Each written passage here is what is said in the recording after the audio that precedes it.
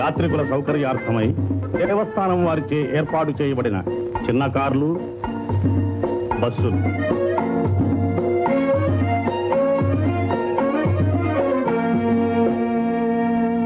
ఇదే చుక్కల పర్వతం, తిరుమల యాత్రలో మొట్టమొదటి పర్వతం.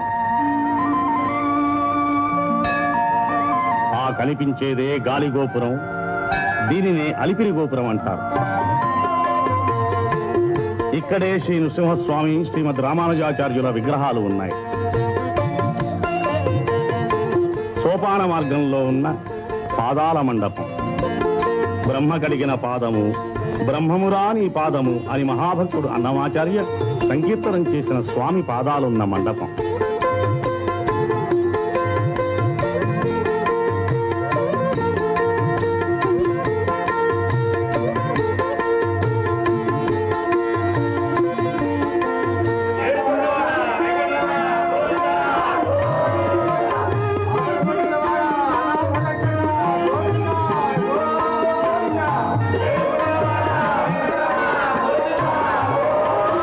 గోవిందనామస్మరణతో సోపాన మార్గాన తిరుమలగిరి మెట్లెక్కుతున్న భక్త సందోహం.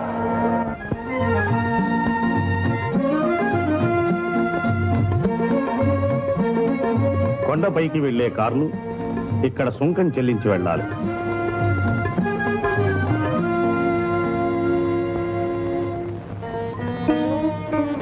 తిరుమలకు వాహనాలపై పోయే భక్తులు యాత్ర నిర్విఘ్నంగా కొనసాగటం కోసం మార్గమధ్యంలో ఉన్న గణపతిని దర్శించి వెడతారు.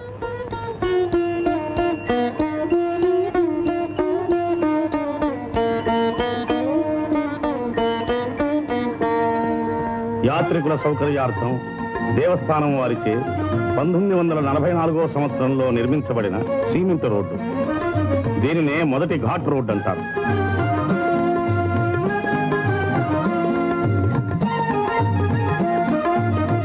సునాయాసంగా ప్రయాణం చేసి శీఘ్రంగా తిరుమలను చేరుకోవడానికై స్వల్ప ఛార్జీలతో ఏర్పాటు చేయబడిన దేవస్థానం వారి బస్సులు.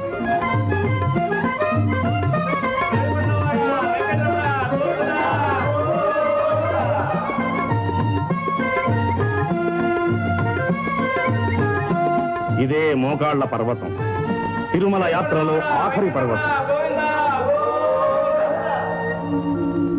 గోవిందనామస్మరణతో అలుపు సలుపు తెలియకుండా 7 కొండలు ఎక్కి తిరుమలను చేరుకుంటున్న యాత్రికులు.